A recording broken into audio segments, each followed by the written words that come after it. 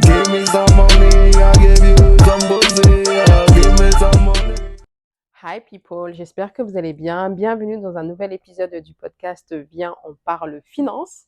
Donc pour ceux et celles qui ne me connaissent pas, je suis Mimi Travel Budget. Je suis ici pour vous donner des astuces, des bons plans sur la gestion financière personnelle.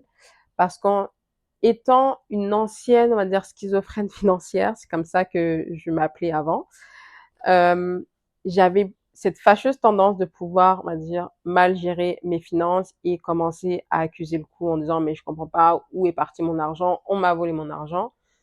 Et pour éviter tous ces tracas à long terme, je me suis dit non, je pense qu'il serait plutôt temps de pouvoir se concentrer sur ce point qui est peut-être qui me paraissait anodin, on va dire, avant, mais qui est très très important en fait pour moi aujourd'hui parce que sans cette gestion financière, aujourd'hui, je ne peux pas vraiment me faire plaisir et en toute transparence, depuis que je fais justement des budgets, j'ai plongé mon nez dans mon budget, je suis de plus en plus libre.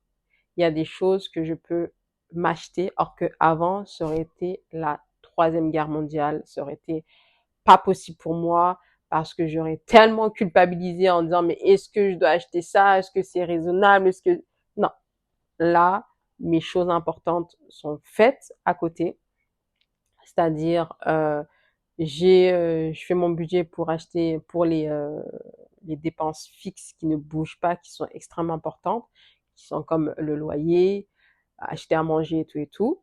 Et j'ai un petit pécule aussi pour tout ce qui est attrait au plaisir, au voyage, au projet. Donc ça, c'est parfait. Et depuis que je fais ça, je te garantis sans exagération, j'ai plus cette sensation de liberté maintenant. Sincèrement, je suis vraiment dedans. Et bien évidemment, j'aspire à plus de liberté, c'est-à-dire peut-être à être beaucoup, beaucoup, beaucoup plus à l'aise financièrement. Mais avant d'être à l'aise financièrement avec énormément d'argent, mieux vaut être à l'aise avec ce que tu as déjà. Comme ça, le jour où tu auras une grosse somme, tu ne seras pas paniqué. Voilà. Donc, c'était une petite parenthèse. Donc, aujourd'hui, ça va être l'épisode 2 de la mini-série sur on va dire, la mini-série sur spécial été. Et l'épisode du jour, ça va être le piège des petites dépenses. Donc, on est bien d'accord en fait que les petites dépenses, c'est ceux qui, on va dire, qui tuent carrément ton budget à long terme. Sur le coup, tu te rends pas compte, tu dis oh c'est pas grave, c'est 2 dollars par-ci, 3 dollars par-là, 5 dollars par-ci, 15 dollars par-là. Bref, tu te rends pas compte, tu dis ok c'est pas grave. En plus, quand il fait beau, on a plus cette fâcheuse tendance à tout le temps dégainer notre carte bleue et tout et tout.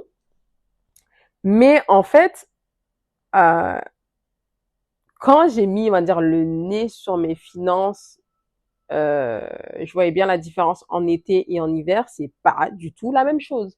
En été, oui, c'est vrai que je suis euh, plus une adepte de, voilà, il fait beau, je dépense sans compter. Avant, c'était vraiment ça, je dépensais sans compter et tout. Et en hiver, bah, comme il faisait pas très beau, bah, je dépensais aussi, mais bon, pas beaucoup parce que tu sais, il y a pas vraiment l'humeur et tout, donc voilà. Or que là, je dis pas que je suis une personne maintenant que je dépense plus sans compter et tout, mais ça a tellement diminué drastiquement, on va dire, ma façon de faire les choses que j'en suis juste étonnée. Je me suis dit, bah attends, il faut que je partage ça avec vous en fait. Donc déjà, les glaces et les boissons, c'est clair que ce sont des petits plaisirs. Sur le coup, ça fait pas mal, mais à long terme, comme je te l'ai si bien dit tout à l'heure, ça peut faire mal au porte-monnaie. Alors, je vais te donner juste, par exemple, quelques petits exemples et tout. Parce que, tu sais, quand il fait beau, surtout que moi, je vis au Canada, je suis dans la région du Québec, euh, c'est vrai que l'hiver est extrêmement long ici, mais pas long interminable, mais il est long.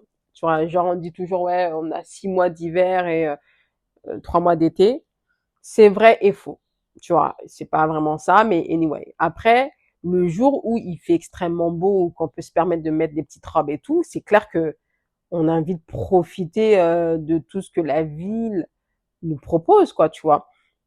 Donc on va chercher, on va commencer à dénicher les terrasses, les rooftops aussi à Montréal et tout. Et crois-moi que ça casque vite, hein. Franchement, oui, oui, ça casque très très vite. Donc par exemple, je vais te donner un exemple. Toi, tous les jours, tu décides de sortir, tu dis, ok, je vais prendre une glace à 3 dollars, ok. 3 dollars, 3 dollars, 3 dollars. Au bout d'un mois, en un mois là, en un an, pardon, ça te fait une petite somme, tu vois. Et tu rajoutes 3 dollars plus, genre, on va dire, 5 dollars, genre ton matcha là. On est bien d'accord que ça fait un petit bonbon encore. Donc, moi, je me suis dit, qu'est-ce que je peux faire pour enjoy, on va dire, du beau temps et enjoy aussi du fait que j'ai un pouvoir d'achat aussi, tu vois. Donc, l'astuce numéro 1 que moi j'ai faite et que je te partage avec toi, c'est déjà, je, comment dirais-je, moi je bois pas de café, hein, mais genre pour le matcha là, plus matcha ou moringa, je me suis acheté, tu sais, une petite batteuse à la main là pour faire mousser le lait. Donc ça, j'ai acheté genre, je crois chez AliExpress, qui m'a coûté 6 dollars. T'as juste à mettre une pile dedans. 6 dollars. T'as cette sensation de se dire, OK, maintenant, je suis dans un petit café. Tu mets ton matcha, tu mets ton lait chaud et tout. Tu commences à mixer le tout. T'as la quantité que tu veux parce que le matcha, tu l'as acheté chez Amazon. Ça m'a coûté quoi? 15 dollars le matcha. 6 dollars la petite batteuse. Et j'ai acheté aussi un verre, genre un gros verre transparent. Ça m'a coûté 3 dollars. Donc au final, ça m'a coûté, comme je dis, 15 plus 6, 9. Ah, ça me fait combien tout ça là? 18, 20. Ça m'a coûté 24 dollars le tout, mais pour du long terme. Or que si j'étais sortie, je me suis dit, ok, je vais me prendre un matcha à l'extérieur et tout, les 24 dollars, je crois que ça m'aurait fait juste 2 sorties. Donc, bien évidemment, ça m'empêche pas de prendre du matcha à l'extérieur, même si quelquefois, moi, je suis plus aussi moringa qu'autre chose. Mais quand je veux prendre du matcha, j'ai mon matcha à la maison, je le prends à gogo. Ça m'empêche pas aussi d'enjoy, on va dire, ce moment-là avec moi, mais tout en restant smart, en fait. Et on est bien d'accord qu'en fait, là, l'épisode que je vous donne spécialité, là, c'est pas pour vous faire culpabiliser. On est bien d'accord, c'est pas ça, hein. C'est juste pour dire où est-ce que je peux piocher pour gagner plus tout en kiffant, on va dire, mon été et aussi mon argent, encore une fois, parce que ça reste ton argent, on est bien d'accord. Mais là, je me suis dit, attends. Alors qu'avant, j'aurais jamais pensé comme ça. C'est, OK, si j'ai envie de prendre un matcha, je vais prendre un matcha, that's it, that's all, c'est fini. Or que là, tu sais, j'ai pris un matcha genre goût vanille. La batteuse, là, elle est à côté de moi. À chaque fois que j'ai envie de faire, genre mousser le truc ou faire un mélange et tout, j'ai juste à faire le mélange chez moi, me poser et c'est fini, on n'en parle plus. Donc, oui, c'est vrai que ce sera pas la même sensation qu'à l'extérieur, mais en général, quand tu veux avoir cette vibe, c'est à toi aussi de faire en sorte que ton appartement ressemble à la vibe que tu veux avoir, entre guillemets, tu vois. Donc, oui, enfin, moi, en tout cas, ça, c'est une astuce. Je me suis dit, OK, c'est pas bête à long terme, donc je vais quand même garder les trucs comme ça. Pour les gens qui boivent du café, pourquoi pas investir dans une machine à café qui fait genre les trucs à emporter, tu vois. Et en plus, aujourd'hui, il y a de plus en plus de cups qui sont vachement cute et tout, qui sont réutilisables surtout. Et ça peut grave le faire parce que si tu investis déjà une centaine de dollars dans une machine à café qui fait le format emporté, tu seras tout aussi gagnante à long terme que de prendre le 3-4 $ du café d'à côté, de tous les jours. Bien évidemment, encore une fois, là, je vous parle juste de la consommation quotidienne.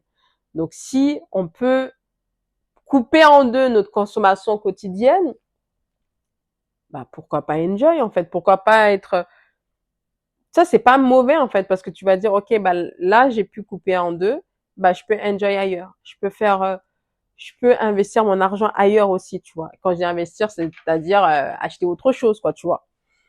Et l'astuce numéro 2, qui n'est pas des moindres, bien évidemment, que je n'arrête pas de le dire à chaque fois dans mes épisodes, c'est de se fixer un budget par rapport à ça. Donc, en gros, si toi, tu es une personne, non, il faut absolument que tu aies ton matcha, que tu n'as pas envie de t'encombrer avec le matcha à la maison ou autre, t'as pas de souci, c'est parfait, c'est bien, c'est ton choix, au moins tu es sincère avec toi-même, mais essaye de te limiter. Tu vois, essaye de se dire peut-être, au lieu d'y aller 5 fois par jour, ben, peut-être je vais y aller 3 fois par jour. Après 2 fois par jour. Peut-être, tu vois, je dis ça, mais, et tu verras que tu auras une petite différence. Et si ça peut t'aider, tant mieux. Moi, par exemple, je suis une personne, j'aime bien, là, je suis dans une quête où j'ai envie de découvrir, genre, pas matcha, mais genre peut-être le meilleur chai latte de Montréal, tu vois. Et bien évidemment, les chai latte, les prix peuvent varier d'un café à un autre. Donc, à chaque paye, je me fixe un montant par rapport à ça. Genre, ça s'appelle sortie. Ça s'appelle même plus fun que sortie, pardon. Fun. Donc, à chaque fois, je me donne un montant dans ça pour me dire, OK, là, s'il y a plus d'argent dans cette enveloppe, c'est fini. Ça va attendre la prochaine paye. Et en général, bah, figure-toi que bah, il me reste encore de l'argent parce qu'au final, je me rends compte que je suis occupée aussi dans la semaine, donc je peux pas aussi, j'ai pas aussi le même temps qu'avant. Je me rends compte aussi que bah finalement, j'aime bien aussi me faire les choses toute seule à la maison, tu sais, genre j'avais dit chai latte, mais il y a les chai latte, il y a l'affogato, l'affogato. Je me suis pas encore penchée dessus, mais je voudrais bien prochainement, je crois que c'est ça que je vais rajouter dans ma liste. Mais bon, chai latte et matcha.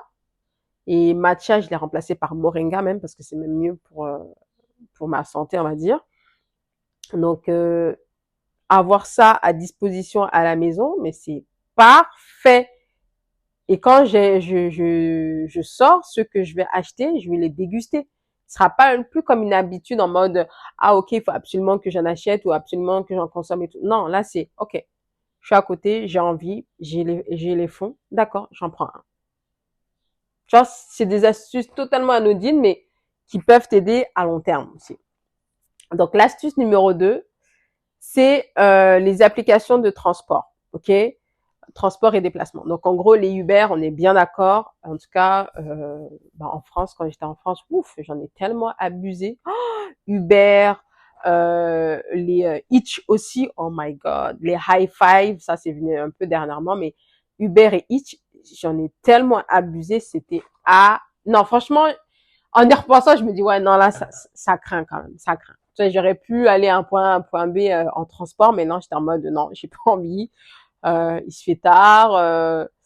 Donc, du coup, bah, si ça, tu peux limiter, crois-moi que ça peut t'aider. Alors ici, mais j'ai tellement non, je peux même pas dire limité, j'ai arrêté.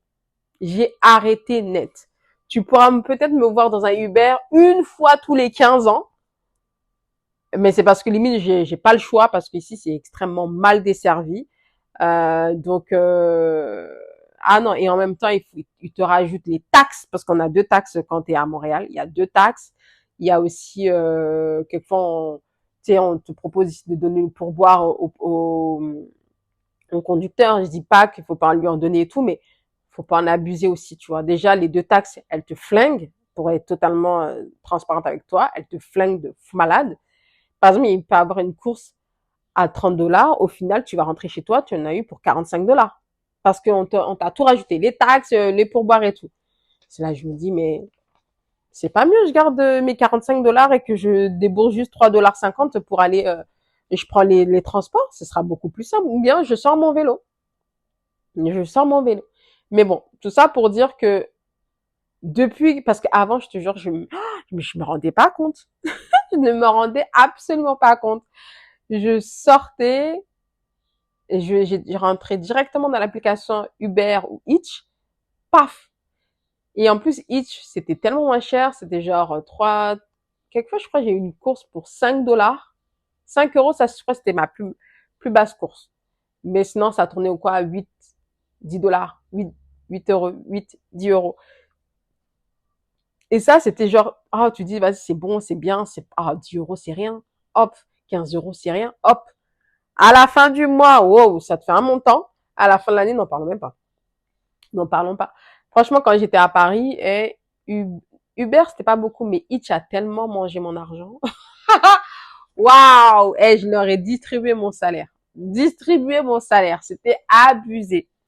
Donc, rien que ça te remet un peu les idées en place. Toi, je me suis dit, pour le coup, on est bien d'accord. En plus, j'avais mon passe Navigo et tous les soirs, pratiquement tous les soirs, je prenais toujours un Hitch, Hitch, Hitch, Hitch. Ici à Montréal, ça s'est vite calmé. Alors, comme je t'ai dit, dès que j'ai vu qu'il y avait les taxes farfelues qui se rajoutaient, ma carte de transport, je la rentabilise plus, plus, plus. Et quand il fait beau, quelquefois, je la prends pas, je prends mon vélo.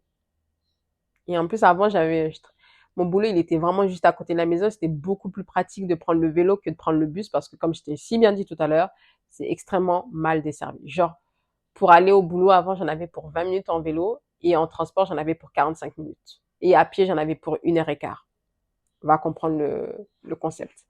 Donc, ouais, quand il fait beau, hop, ciao. Soit tu prends le vélo, soit tu prends les transports.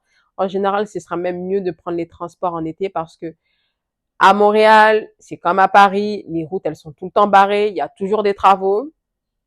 Et quelquefois, ils bloquent des routes, en fait. Soit genre l'avenue Mont-Royal, c'est bloqué. Une partie de Saint-Laurent, c'est bloqué. Il y a une autre... oh là là, il y a plusieurs rues, en fait, à Montréal où c'est fermé, c'est ouvert aux piétons.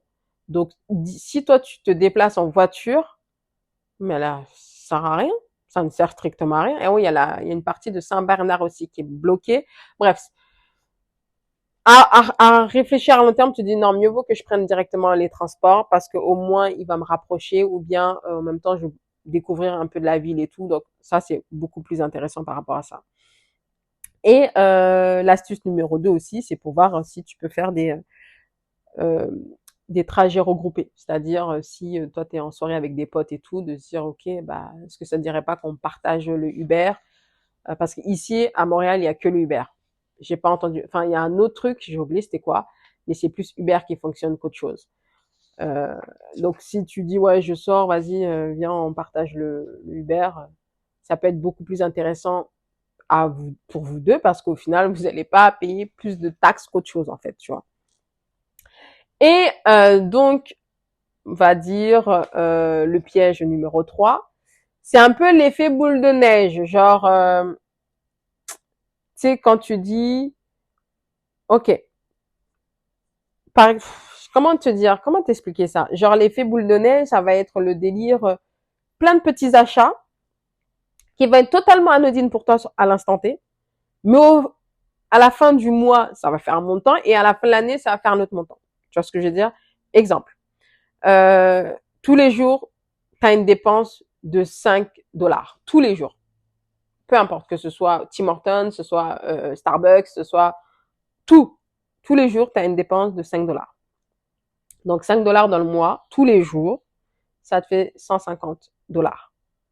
Et sur l'année, ça te fait 1800 dollars. OK?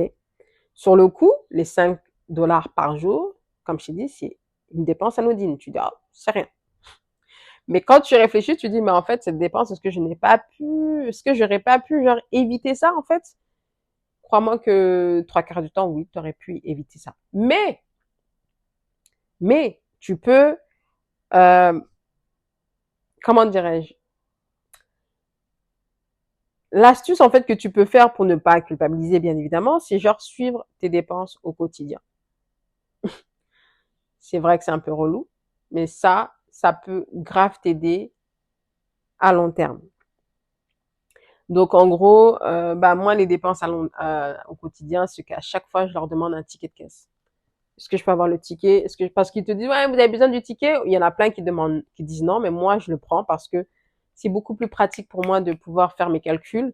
Vu que moi, je suis un peu old school, j'ai besoin d'avoir un stylo et du papier pour pouvoir écrire les choses. Et il y en a aussi qui vont être beaucoup plus, on va dire, informatique, numérique et tout. Eux, ils ont besoin de faire, tu sais, comme un fichier Excel, tout ça, tout ça. Ça peut être sympa aussi.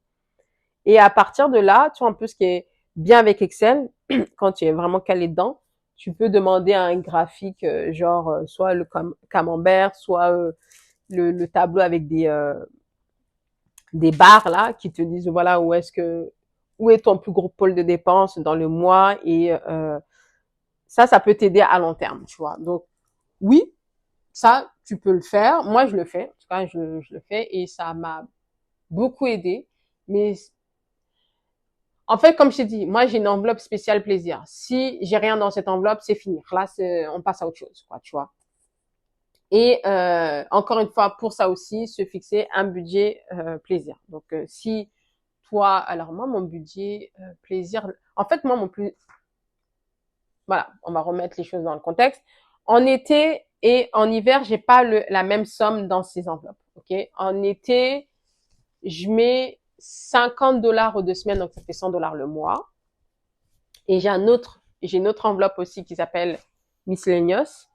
Donc ça aussi, c'est 50 $ aux 2 semaines, donc ça fait 100 au mois. Donc ça me fait 200 $ de plaisir au mois en été. En hiver, en général, le plaisir là, l'enveloppe plaisir fun, qui s'appelle vraiment fun, je le diminue à 30 $ parce que je sors pas beaucoup, il fait froid, donc et je suis plus occupée à faire d'autres activités, donc non, je le diminue. Mais je garde cet argent dans cette enveloppe parce que justement, j'anticipe pour mes dépenses un peu farfelues pour l'été. Et parce que moi, tu sais, en fait, je sais pas si tu as pu voir mes anciennes vidéos sur ma chaîne, c'est que quand j'alloue un montant dans une enveloppe, à la fin de la paye, je vais pas genre dispatcher ce montant qui n'a pas été utilisé dans d'autres enveloppes. Non, je le garde dans la même enveloppe. Je veux que cette enveloppe continue à grossir, grossir, grossir. Je n'ai pas de but dans les enveloppes en particulier. Je veux juste que ça reste là en fait parce que c'est un montant qui a été attribué pour cette catégorie. Parce que je me connais, je me dis si j'en ai pas forcément besoin pour aujourd'hui, je vais en avoir besoin demain.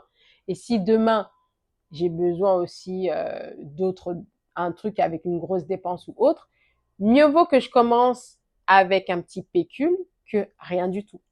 Parce que quand, par exemple, tu dis, vas-y, j'ai envie de m'acheter un parfum, et ici au Canada, c'est pas le même montant qu'en France, mais bon, si j'ai envie de m'acheter un parfum à 300 $, et le jour où j'ai décidé de vouloir acheter ce parfum, et que je n'avais pas anticipé en amont de mettre ces 30 $ par paye, donc 60 $ au mois,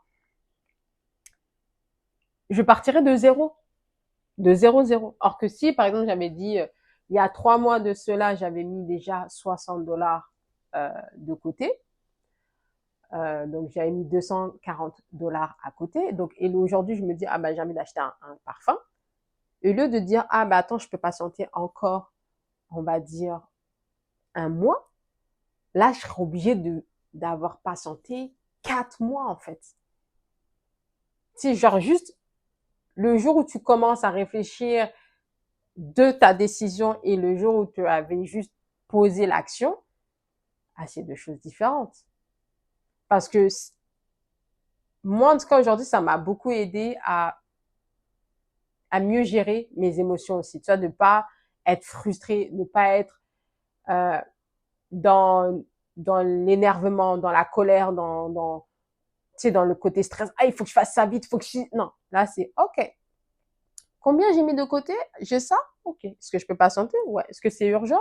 Pas vraiment. Donc, on patiente.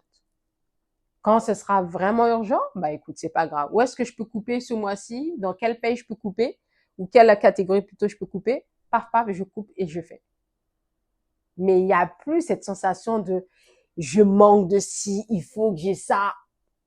Franchement, moi, je vois qu'aujourd'hui, il y a une très, très grande différence sur tout ça. Et ça, c'est vachement cool.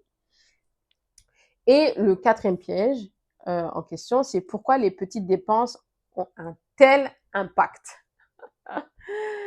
Bah, comme je te l'ai si bien dit, bah, là, tout de suite, c'est que, en tout cas, psychologiquement parlant, depuis que je fais les budgets, j'ai plus, on va dire, la même retenue qu'avant.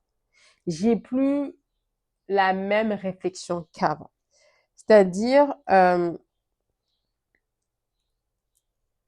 avant, pour moi, ce qui était insignifiant ou important, c'était là, dans la même case, entre guillemets. Toi, c'était genre, si je veux acheter, j'achète pendant la nuit. Or qu'aujourd'hui, bah, je me pose et je me dis, est-ce que j'en ai vraiment besoin? Est-ce que je veux vraiment m'encombrer avec ça? Et trois quarts du temps, c'est non. Ça, parce que, comme je te l'ai si bien dit aussi dans un de mes anciens podcasts et tout, c'est que je suis vraiment dans une démarche un peu plus minimaliste. C'est-à-dire, je veux plus m'encombrer avec quoi que ce soit. Des futilités plutôt. Si, genre, visuellement parlant chez moi, je ne veux pas avoir trop de choses. Là, si j'ai envie d'acheter une table, ça veut dire la table que j'ai actuellement, je dois m'en débarrasser. C'est pas genre je vais accumuler en disant, ah, on sait jamais. Non, non. Si j'ai décidé d'acheter quelque chose, c'est que je dois me débarrasser de quelque chose. Et aujourd'hui, cette façon de faire m'aide beaucoup. Pourquoi? Parce que je suis moins encombrée, je perds moins de temps aussi dans mon dressing quand je veux partir au travail. Je perds moins de temps aussi à m'habiller, je perds moins de temps. Avant, je perdais du temps, mais inutilement pour des futilités. Hein. Franchement, je suis là en mode ah, je sais plus quoi mettre. Ah, mais attends, t'es là, je t'avais pas vu. Ah si, ah mince, je vais te mettre ça. Non, si il y a quelque chose qui correspond plus avec mon style d'aujourd'hui, mais je m'en sépare. Je m'en sépare. Et donc c'est pour ça que aujourd'hui, les petites dépenses inutiles là, moi, ça m'aide à long terme. Ça, par exemple, je me dis, bah si j'ai pas envie de ça, j'ai pas envie de ça. Et le jour où je vais m'acheter quelque chose, bah je serai pas là en train de me dire, oh, c'est bête, pourquoi j'ai acheté ça? Ah, c'est pas raisonnable. Non, je l'ai acheté parce que j'en avais besoin. J'avais acheté parce que aussi j'avais le budget pour. Et je l'ai acheté parce que ça me fait vraiment plaisir. Pas juste un achat farfelu, t'achètes et tu le mets sur le côté. Non, non, non, c'est vraiment un achat que je vais utiliser. Utiliser. Donc voilà. Donc, pour faire un petit résumé de tout ce que j'ai dit par rapport aux petits pièges là. Donc toi, c'est les petits pièges, les petits plaisirs qui coûtent cher là, genre les glaces, les cafés, les petits desserts par-ci par-là. Couper les applications de transport, genre les Uber, les Hitch. Couper, c'est soit on coupe définitivement, soit on diminue, mais de beaucoup. C'est-à-dire, faut qu'on trouve d'autres alternatives. On prend la carte de transport mensuelle, sinon on prend les passes, tu sais, à la soirée aussi, ça existe. Et ça peut être moins cher que de prendre 2-3 passages à chaque fois. Il y a aussi l'effet boule de neige, c'est-à-dire j'accumule un petit 3$, plus 5$, plus 2$, et ça fait que au final, à la fin du mois, ça fait une somme, et à la fin de l'année, ça fait une somme où tu dis, bah, j'aurais pu m'en passer, en fait, tu vois. Et le dernier, c'est pourquoi, en fait, ces petits achats peuvent avoir un impact sur tes dépenses. Bah, c'est juste que je me dis, quand tu as une mauvaise gestion, ça peut laisser des séquelles Et les séquelles, c'est pas forcément physique et tout, hein, mais ça peut te laisser des séquelles psychologiques en disant, mais punaise, mais pourquoi j'ai acheté ça? Mais pourquoi j'ai fait ci? Pourquoi?